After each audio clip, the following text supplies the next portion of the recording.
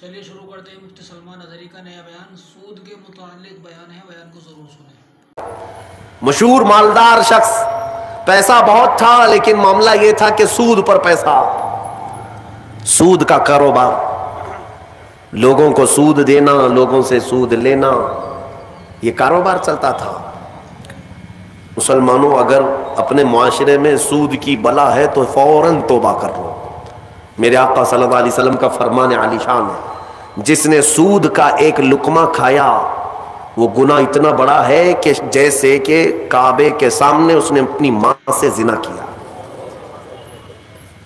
یہ بہت خطرناک چیز ہے، لوگ اس کو آج ہلکے میں لیتے ہیں۔ پیسہ ڈبل کرنے والا سسٹم مسلمانوں کو بہت جلدی پسند آتا ہے۔ کوئی بھی آ جائے کمپنی، چیٹ فنڈ کمپنیاں صرف مسلمانوں کے محلے میں ہی کامیاب ہوتی ہیں، باقی جگہ نہیں۔ لاکھ روپے دو اور تم گھر میں نواب صاحب بیٹھے رہو، ہر مہینہ 10-10 ہزار آتا رہے، یہ پتہ ہی نہیں کہ کس طرح سے آتا ہے۔ تمہارے گھر میں آنے والا ایک لقمہ بھی تمہاری تحقیق کے بغیر نہیں آنا چاہیے، تم مسلمان ہو۔ ایک سکہ بھی تمہارے گھر میں بغیر تحقیق کا نہیں آنا چاہیے۔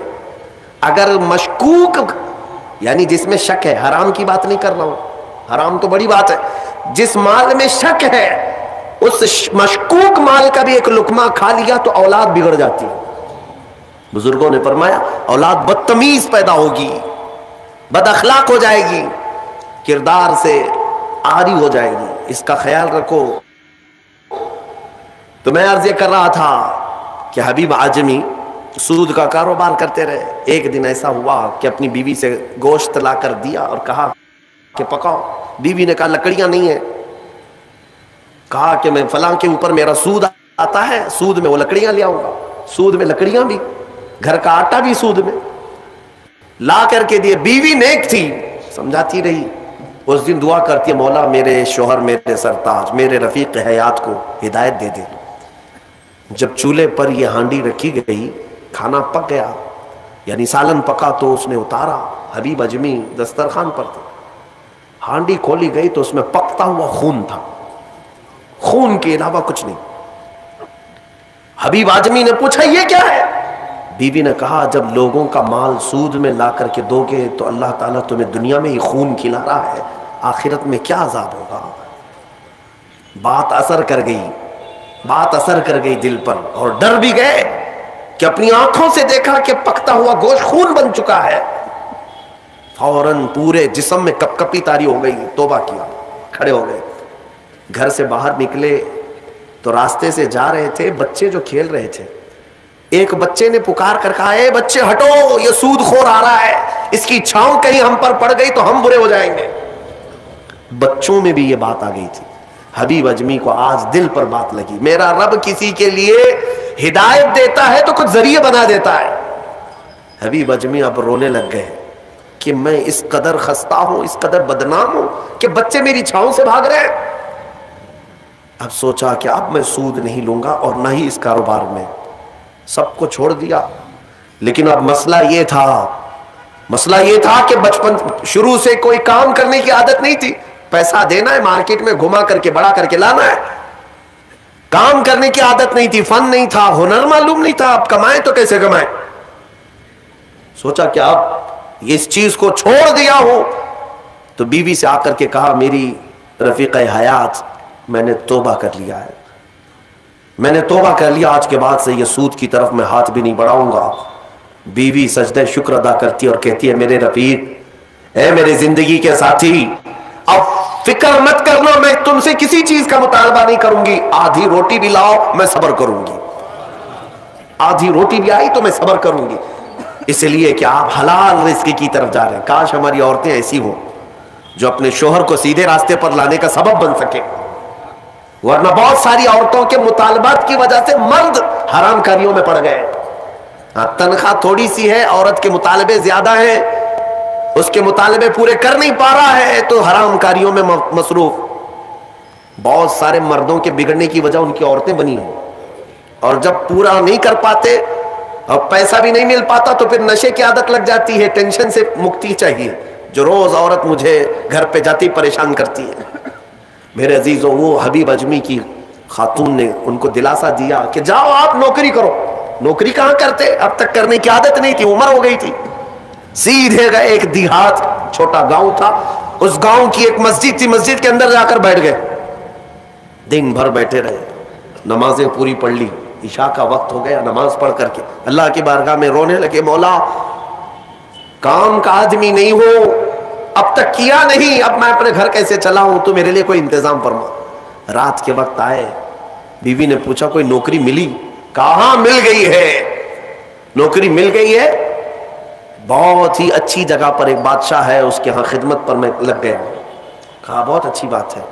दूसरे दिन फिर गए, उसी मस्जिद में बैठे रहे। रात को आए, बीवी ने पूछा कुछ उजरत मिली आज, जिस बादशाह के यहाँ काम कर रहे हो तुम्हारी नौकरी पर कुछ तनख्वाह मिली? कहा नहीं, बादशाह ने कहा है कल दे दूंगा।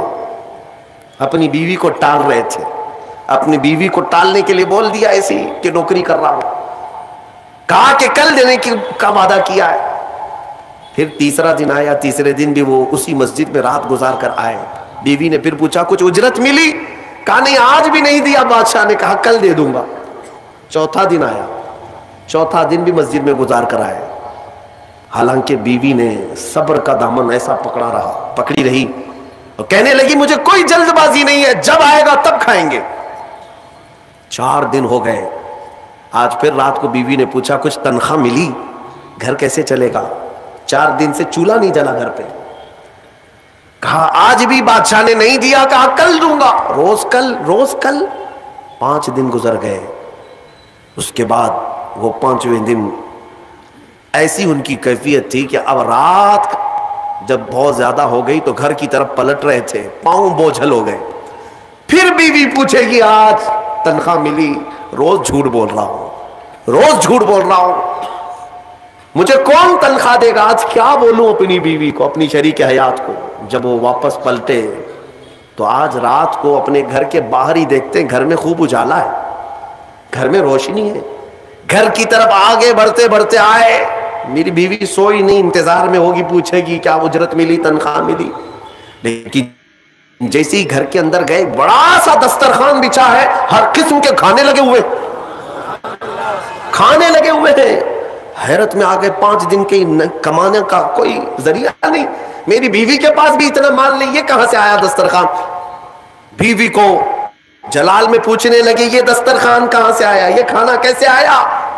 बीवी कहती है क्या मजाक करते हैं आप, क्या मजाक करते हैं आप जिस बादशाह के यहां काम करते हैं वहां का एक सिपाही आया था, वही दस्तरखान लेकर आया और सारा खाना उसी ने दिया है, और ये मुझे कह कर गया है ऐ खातून तेरा शोहर रात में आए तो उसे कह देना ये तो 5 दिन की उजरत है, और मेहनत करेगा और उजरत दी जाएगी।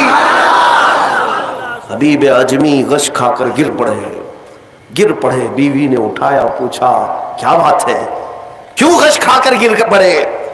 होश आने के बाद कहते मेरी रफीक हयात आज सच बताता हूं, मैंने कोई नौकरी नहीं की, मैं निकम्मा आदमी, कोई नौकरी नहीं की।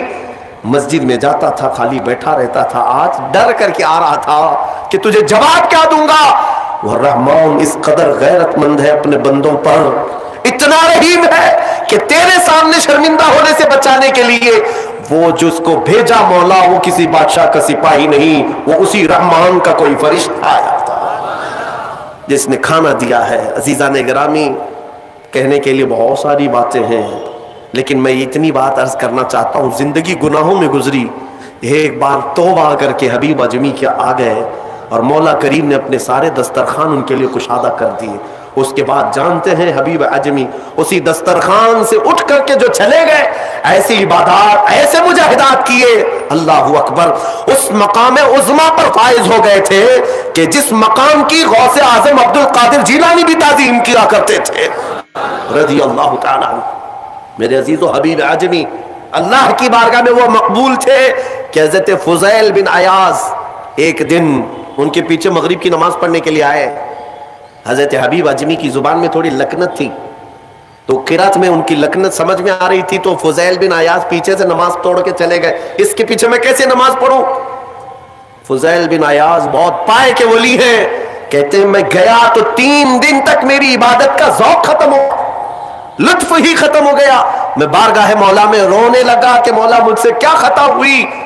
रात के वक्त मुझे गैब से निदाई कि फुज़ैल तूने मेरे महबूब हबीब की सिर्फ जुबान देखा, उसके दिल की पाकी को नहीं देखा। वो अल्लाह की बारगाह का मकबूल है, जब छोड़ देता है पिछली चीजें वो रहमान इतना महबूब बनाता है, इतना महबूब। मैंने अभी एक चीज पढ़ी थी, बगदाद में एक शख्स था, बड़े पैसे वाला था, बहुत पैसे वाला था, और हर गुनाह आदत थी उसकी। पैसे वालों की अक्सर ये चोंचले होते हैं कि वो सोचते हैं कि अय्याशी में कहाँ कहाँ मैं पैसे लगाऊं। शराब पीता था, खूब ऐश, जुआ में पैसे लगते थे, रोज नई औरतों के साथ उसकी सोहबतें, ये उसका मिजाज था तो मुसलमान, पैसा ज्यादा होने की वजह से एक गलत संगत में गलत आदतों का मालिक। उस शख्स की आदत ये थी कि रोज एक नया गुनाह करता था और डायरी बनाया हुआ था, उसमें सब लिख भी दिया करता था। आज मैंने इतने पैसे का जुआ खेला, आज मैं ये फलां फलां शराब पी है, आज मैंने इन लड़कियों से जिना किया है, आज मैं फलां जगह ये किया, सब जो जो करतूत होते थे सब डायरी में लिखता था। इतनी बड़ी डायरी भी बन गई। एक दिन ऐसा हुआ कि गुजर रहा था बाजार से, एक खातून को देखा जो हसीन थी और मजबूर नजर आ रही थी। उसके पास गया, कहा क्या चीज है? उसने कहा मुझे माल की जरूरत है। उसने कहा चल मेरे घर, मेरी ख्वाहिश पूरी कर, मैं तुझे जितना चाहिए वो दे देता हूँ। वो औरत चली आई साथ में, वो औरत आ गई। जब ये नौजवान जो बगदाद का बड़ा पैसे वाला मालदार रात के वक्त अपने बिस्तर पर आया और उस खातून को कहा कि आजा हम दोनों तन्हा हैं, वो औरत रात के वक्त सो तो गई लेकिन उसका पूरा जिस्म पीला पड़ गया, उसका चेहरा पीला और हाथ पैर कांपने लग गए। ये नौजवान उठकर खड़ा हुआ, कहा कि डर रही है तू किसी बात से? तेरे जिस्म की ये जर्दी किस बात की? वो खातून कहती है नहीं नहीं नहीं कोई बात नहीं। फिर उसने कहा डर मत, इस महल में कोई नहीं आएगा मेरी इजाजत के बगैर, यह सब पूरी मेरी प्रॉपर्टी है, ये मेरी शहंशाहियत है यहाँ पर। उस खातून ने कहा हाँ ये तो मैं देख रही हूँ, लेकिन मुझे डर इस बात का है कि वो रहमान मुझे देख रहा है, उसके सामने मैं कैसे नंगी हो जाऊं? मैंने आज तक ये गुनाह नहीं किए, मैं पेशावर औरत नहीं हूं। वो कहती है मैं एक बेवा औरत हूं, मेरे 3 बच्चे हैं, 4 दिन से भूखे हैं। मैं रोज उन्हें तसल्ली देती हूं कि मुझे बाजार में कुछ काम मिल गया तो मैं उजरत ला करके तुम्हें खिला दूंगी, मुझे कोई नौकरी नहीं देता, और आज मैं मजबूरन बाजार में खड़ी थी, तू मुझे मिल गया। मैं अपने छोटे बच्चों के, यतीम बच्चों की भूख को खत्म करने के लिए तेरे घर आ गई, लेकिन जब बिस्तर पर सोई तो मुझे खौफ होने लगा कि मेरा रब देख रहा है। मैंने आज तक जिस्म को नंगा नहीं किया। वो डरी हुई औरत थी, पाकीज़ा औरत थी। जब उसकी जुबान से ये जुमले निकले तो ये जो नौजवान था, जो गुनहगार था, वो खड़ा हो गया, कहा ए खातून उठ जा, बिस्तर से उठ जा। और उसके बाद कहता है देख मैं तुझे बताऊं मेरे पास क्या क्या है। उस जमाने की जो सवारियां थी, गाड़ियां थी, सब मेरे पास, बड़ा बंगला, बड़ी जायदादें, हर तरह के खाने, सोने चांदी जेवरात सब मेरे पास। मौला ने मुझे बहुत कुछ दिया, लेकिन आज तूने मुझे दिल दिया, आज तूने मेरे दिल को झिझोड़ा। मेरे पास इतनी नियामतें होने के बावजूद मैं अब तक डरा नहीं अल्लाह से, और तेरे घर में खाने को एक लुकमा भी नहीं, फिर भी तू अल्लाह से डर रही है। मजबूर होने के बावजूद तू डर रही है अल्लाह से। उस खातून ने कहा कि ए नौजवान, मजबूर हो, अमीर हो या गरीब हो, सबका बादशाह वही है, हिसाब सबसे बराबर लेगा। उस खातून को बहुत सारे पैसे दे करके उस नौजवान ने रुखसत किया और कहा जा तेरे बच्चों को खिला, आज के बाद कभी बाजार में भीख मत मांगना, और मैं समझता हूं मेरे गुनाहों का कफारा है कि मैं तेरी मदद कर दिया, तू बाहर ना आ। और उस खातून को भेज दिया। आज उसको एहसास हुआ अब तक कैसी जिंदगी गुजारता रहा, उस औरत ने मुझे झिंझोड़ दिया है, झिंझोड़ दिया है। रात को मुसल्ला बिछाया और अल्लाह की बारगाह में खड़े होकर कहने लगा मौला बहुत गुनाह कर चुका हूं, बहुत गुनाह कर चुका हूं, पूरा जिस्म दागदार है, क्या मुझ जैसा आदमी बख्शे जाने के काबिल है? क्या मुझ जैसा आदमी माफ किए जाने के काबिल है? रोया जा रहा था और उसके बाद वो सर उठाकर कहता है ऐ रब, मैंने इतने गुनाह किए कि लिखते लिखते मेरी डायरी भर गई है, बुक भर गई है, کہ تیرے پاس جو فرشتے ہیں نامہ اعمال لکھنے والے انہوں نے کتنا، اور اس کے بعد ہاتھ جوڑ کر کہتا ہے رحمان اپنے دربار میں میں اتنی بات عرض کرتا ہوں، اگر میں بخشے جانے کے قابل ہوں تو مجھے معاف کر، یا تو پھر آسمان سے آگ بھیج کر کے مجھے ہلاک کر دے، مجھے ختم کر دے مولا، میں بہت داغدار ہوں، بہت داغ دھبے لگا دیے۔ وہ روتے روتے روتے تھک گیا اور اس کے بعد اٹھتا ہے، توجہ، گھر کے اندر جا کر آج سچی توبہ کیا تھا، ڈائری وہ پھاڑنے کے لیے گیا جس میں روز گناہ لکھتا تھا، جو پچھلے سارے تھے ریکارڈ، کہتا ہے پھاڑ کر کے ختم کر دوں گا، آج کے بعد نشان بھی نہیں رکھنا ہے۔ جب وہ اپنے کمرے میں آیا اس ڈائری کو اٹھایا جو برسوں سے لکھ رہا تھا، وہ حیرت سے ڈوب گیا اس بات پر کہ جب وہ ڈائری اٹھایا تو دیکھتا ہے پورے اوراق سفید ہے، لکھا کچھ نہیں، ایک حرف بھی لکھا ہوا نہیں ہے، ورق پلٹتا گیا پلٹتا گیا پلٹتا گیا، کچھ نہیں ہے۔ وہ ادھر ادھر دیکھنے لگا، اس میری ڈائری سے مٹایا کس نے، میرے سارے ریکارڈ کس نے مٹایا؟ اس کے جسم پر کپ کپی تاری تھی، راشا تاری تھا، رات کا وقت تھا، غیب سے ندائی، اے بندے جب کوئی پوری دنیا کو میرے لیے ترک کرتا ہے تو میں اس کے گناہوں کو بھی مٹا دیا کرتا ہوں۔ جب اللهم صل على سيدنا مولانا محمد النبي الأمي وعلى آله وأصحابه وبارك وسلم صلاة وسلاما عليك يا رسول الله صلی اللہ علیہ وآلہ وسلم۔ نعت پاک کی چند اشعار سماعت فرمائے، اس سے پہلے ایک مرتبہ درود پاک پڑھی، اللہم صلی علی سیدنا و شفیعنا و حبیبنا و کریمنا و ملجانا و مہوانا محمد صلی اللہ علیہ وآلہ وسلم۔ عرش پر نور مصطفیٰ دیکھا، عرش پر نور مصطفیٰ دیکھا، عرش پر نور مصطفیٰ دیکھا، عرش پر نور مصطفیٰ دیکھا، عرش پر نور مصطفیٰ دیکھا، عرش پر نور مصطفیٰ دیکھا، عرش پر نور مصطفیٰ دیکھا،